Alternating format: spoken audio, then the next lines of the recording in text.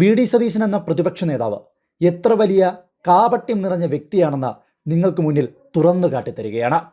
അതിലൊന്ന് പ്രതിപക്ഷ നേതാവിൻ്റെ പ്രതികരണമാണ്.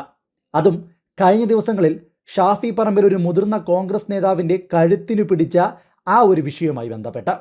അതിനു മുന്നോടിയായി നിങ്ങളെ കാണിക്കാൻ പോകുന്നത് ഇതേ കാപട്യക്കാരനായ വി.ഡി. സതീശനെ നിലപാടിൻ്റെ രാജാവെന്ന് വി.ഡി. സതീശൻ തന്നെ തയ്യാറാക്കിയ PR ടീമിനെ കൊണ്ട് ജനങ്ങൾക്ക് മുന്നിൽ പറയിക്കുന്നൊരു ദൃശ്യമാണ്.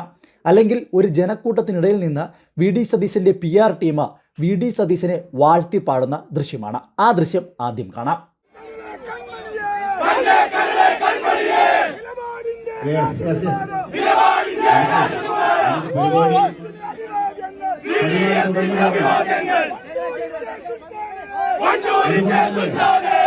ഒരു സുദീർഘമായ പ്രസംഗത്തിലേക്ക് ഞാൻ നേരത്തെ സൂചിപ്പിച്ചു.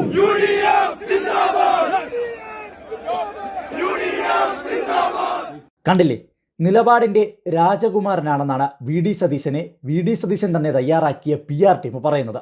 ഇനി നിങ്ങൾക്ക് മുന്നിലേക്ക് കാണിക്കാൻ പോകുന്നത് അന്ന് കുറ്റ്യാടിയിലെ വേദിയിൽ ഷാഫി പറമ്പിൽ മുതിർന്ന കോൺഗ്രസ് നേതാവിൻ്റെ കഴുത്തിന് പിടിച്ച ആ സംഭവത്തിൽ മൈക്ക് തന്നെ വി.ഡി. സതീശനെയും ഷാഫി പറമ്പിലിനെയും ചതിച്ച രംഗമാണ്. ആ രംഗം കാണാം.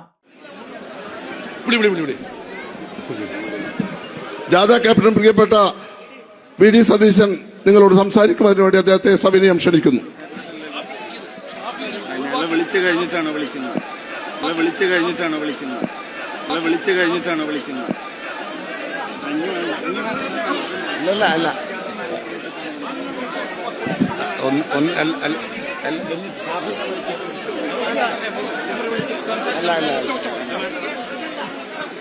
ഏറ്റവും പ്രിയങ്കരനായ അധ്യക്ഷൻ കണ്ടല്ലോ, ബോധ്യമായല്ലോ. ഷാഫി പറമ്പിൽ മുതിർന്ന കോൺഗ്രസ് നേതാക്കന്മാരോട് കയർക്കുന്നതും അതുപോലെ തന്നെ ഷാഫി പറമ്പിലിന് സംസാരിക്കുവാൻ മൈക്ക് കിട്ടാത്തതിൻ്റെ പ്രശ്നമാണ് അവിടെ ഉടലെടുത്തതെന്നും കൃത്യമായി തെളിയുന്ന സാഹചര്യം. ഇനി ഇതിനെക്കുറിച്ച് കാപട്യം വിളമ്പുന്ന സതീശനെയാണ് നിങ്ങൾ കാണാൻ പോകുന്നത്. അങ്ങനെ നിങ്ങൾ എന്തിനാണ് ഇങ്ങനെ?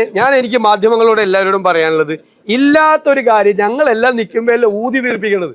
ഞങ്ങളെ സമയം വളരെ വൈകിയപ്പോൾ ഷാഫി പറമ്പിൽ MP ആണ് പറഞ്ഞത്, ഇനി പ്രതിപക്ഷ നേതാവിനെ വിളിച്ചാൽ മതി, വേഗം പോട്ടെ. ഞാൻ ഇന്നലത്തെ അവസാനത്തെ ബാലുശ്ശേരിയിലെ പരിപാടി എൻ്റെ അവസാനിക്കുന്നത് 9:58 എൻ്റെ പ്രസംഗം അവസാനിക്കുന്നത്.